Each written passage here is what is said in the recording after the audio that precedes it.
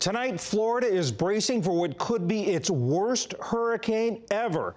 While Irma's sustained winds have dropped a bit, it's still a Category 4 storm with at least 22 dead and a trail of destruction in its wake.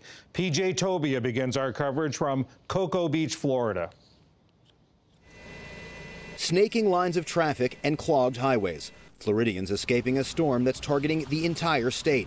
Irma blew toward the Florida Keys today. The storm center is on track to turn north and make landfall on the mainland by early Sunday, then plow the length of the state and beyond. Heavy winds battered the islands of Turks and Caicos today, and along the Cuban coastline, thousands of tourists were evacuated from beach towns. Streets were submerged in the Dominican Republic after Irma's passage. The governor of Puerto Plata says some were caught off guard.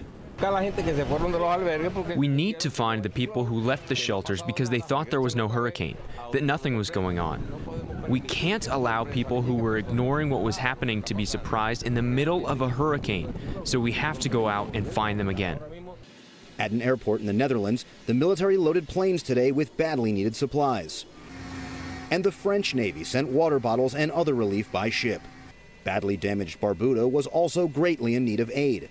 This woman searched in vain for her 2-year-old, missing since the storm struck. I can't find my son and my other friend. I can't deal with this anymore. We did not expect anything like this. In all my life, I have never seen a concrete house crumble under a hurricane. But the islands will barely have a chance to begin the long slog of recovery before another major storm rolls in.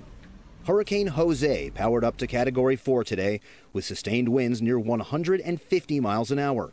It could blast St. Martin, Antigua, and Barbuda on Saturday before it heads west into the Atlantic. With an eye on the damage Irma has already done and plenty of warning, Florida has been making preparations for days. Many areas across South and Central Florida are already under mandatory evacuation orders. Here in Brevard County, that means homes and businesses boarded up early against the elements. But manufactured homes, like the ones behind me, are often most susceptible to hurricane-strength winds and rain. In the coastal town of Cocoa Beach, many secured their homes before heading inland. I think everyone is just more alert and stocking up more, and then we're really going to prepare and go. Despite the traffic backups and gas shortages, Governor Rick Scott urged people to leave while they still can. Evacuations are not convenient, but they're meant to absolutely keep you safe.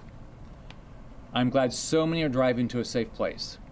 Scott also pledged police escorts for gas station workers who stayed on the job to get fuel to as many people as possible. Meanwhile, FEMA says up to 100,000 people might need shelter in Florida once the storm hits. This center in Orlando cares for homeless people with special medical needs. Its manager says all of the challenges posed by a monster hurricane are that much harder for those without homes or good health. Sometimes they can't handle the crowd, or they're on medications and they're insulin, and so keeping that cold, all of these things start to play into it. And so they'll choose to ride the storm out on the street. Yeah, they sure will. I don't think so many are this time. There is truly a sense that this is bigger than what we've seen in the past. This man says some of his homeless friends and family will be weathering the storm in the open. And if it weren't for the facility, he might be doing the same. My brother right now is out there. He's taking care of my tent and making sure it's all wrapped up in canvases and tied everything down and make sure everything's secure. In Georgia, Governor Nathan Deal is still urging 540,000 people living along the coast to evacuate. But the storm's shift westward also prompted him to expand a state of emergency to 94 counties. As of 3 p.m. Eastern time, most of the barrier islands in this area, including right here where I'm standing on Cocoa Beach, have a 24-hour mandatory evacuation order. That means residents have 24 hours to pack up their gear, board up their homes and businesses, and hit the road. After that time period, emergency officials told us today they're not sure they're going to be able to respond to emergency calls or life-threatening situations. John? PJ, what's the situation in terms of preparations down there? Yeah, prepare, prepare, prepare is the word of the day down here, and really the last couple of days. Folks have been really boarding up their houses, buying supplies. There's not a lot of water left on store shelves. There's not a lot of gas left at what gas stations are still open. And residents tell us that's because of the memory of Hurricane Matthew, which was a storm that hit here last year and did a lot of damage in the area. Never actually made landfall. In fact, it just stayed right off there, off the coast for a couple of days. And so they're worried that this storm that will be making landfall and may be coming through this area could be much worse. And of course, there is the memory of Hurricane Harvey that just damaged Houston. No one wants to see that kind of destruction here. And PJ, you mentioned an evacuation order for where you are. In Florida, and because of the storm path, there's really only one way to go. That's north. How are the evacuations going? Well, what officials have tried to do is they have a phased zone evacuation system. This is zone 1. It's right on the water. That means they're the first to evacuate. Later, it will fold into zone 2, further inland, and possibly zone 3 if it comes to that. Still, as we've all seen, lots of traffic on the roads, lots of jammed highways heading north out of the Sunshine State. PJ Tobia on what is now a calm Cocoa Beach in Florida. PJ, stay safe over the weekend. Thanks so much, John. While the exact path of Irma remains uncertain, one thing is clear. Florida is going to get hit hard. Miami is right in the crosshairs. It's also home to the National Hurricane Center. We turn again to its acting director, Ed Rappaport. Ed, thanks for joining us again. What is the latest on the track of Irma? We can see Irma off my shoulder here, and it's passing now to the north of the eastern part of Cuba. And as we've said for the past few days, we think that track along the coast there will continue, but then a turn towards the north. And where that turn occurs is going to be critical in terms of the impacts that we'll see in South Florida. And one of those impacts that we're most concerned about is storm surge. I've got the video of that behind me, shows just what storm surge is and what it can do. At this point, what we're concerned most about is surge along the southeast coast, the Florida Keys, and the southwest coast in this area that's colored with 6 to 12 feet of storm surge possible in the southwestern part of Florida and 5 to 10 feet along the coast and southeastern part of Florida and the Keys. And given the physical size of this storm and the physical narrowness of Florida, does any little deviation or a possible deviation in the track make much difference in that storm surge and in what Florida is going to get hit with? It doesn't change the amount of storm surge very much, but it does change what people will experience in terms of the wind. And at this point, we have the forecast for the center, which is these dots here, coming up on the southwest part of the peninsula. Any shift one way or the other makes a big difference in terms of the winds. At this point, the shifts that we've had today have made it worse for the Florida Keys in terms of the expectations and have increased the risk for the southwestern part of the Florida Peninsula. So it's getting worse. What you've seen, the changes so far have made things worse? In terms of the change in the track today, it is worse for the Florida Keys. It's also worse for southwest Florida because the track is closer to them.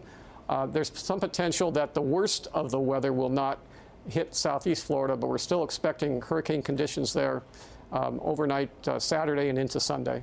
And once it gets over land and starts moving up the Florida Peninsula, are winds going to diminish much as the storm goes over land? Yes, typically the winds do diminish very gradually, but in this case, because hurricane force winds extend out so far that even when they drop down a little bit, we're still going to see those winds covering almost all the Florida Peninsula. At least the southern 2/3 will get potentially hurricane force winds. Ed Rappaport at the National Hurricane Center in Miami, thanks so much. Thank you. Staying in Miami, shelters are rapidly filling to capacity as officials stress the importance of making plans ahead of Irma's arrival. A short time ago, I spoke by phone with Major Hector Llevat of the Miami-Dade Police Department. Major Hector Llevat of the Miami-Dade Police Department, thanks for joining us. I want to begin by asking you about the evacuations. I know that there are about 680,000 people in Miami-Dade under evacuation order right now. How is that process going? Well, the good thing is that early on this week, the county government here was urging those that had plans to relocate as part of their hurricane plan to go ahead and initiate those plans ahead of time and not wait for the evacuation order. Obviously, the layout of Florida is a long distance before you can get upstate and out of the state if that's your desire. So we put those messages out early, and people have been slowly trickling out.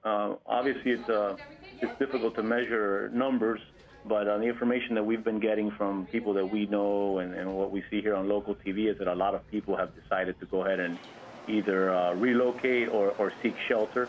But so far, it's been orderly.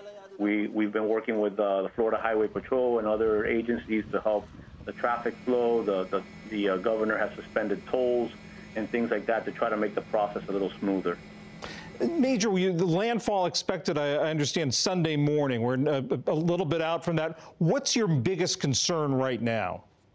Well, the biggest concern right now before the storm is to really urge everybody to prepare, to get those preparations in place. Obviously, the window is closing quickly. Make those final arrangements. Make sure you decide what it is you're going to do so that when it's time to bunker down and shelter in place, that everybody's in a safe location.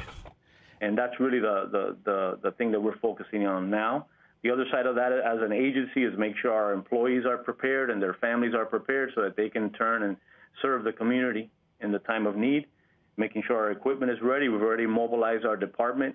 So we're working 2 shifts now, the half of the department in the day shift and the other half on the evening shift. 12-hour shifts, obviously days off have been canceled till further notice, and we are ready to go. Do you get any sense of any difference in the public response? We've always heard of people talking about writing them out. Are there fewer people talking about it this time? A lot of people are choosing to not be here when it comes. I think part of that is what we saw in Texas recently, which is obviously a tragedy and it's on everybody's minds. And on top of that, recently we had the 25-year anniversary of Hurricane Andrew, which is something that South Floridians remember quite well, and it was a devastating storm. And this storm, by all accounts, is much stronger. And finally, for those people in Miami-Dade who may be listening to us right now, what's your message?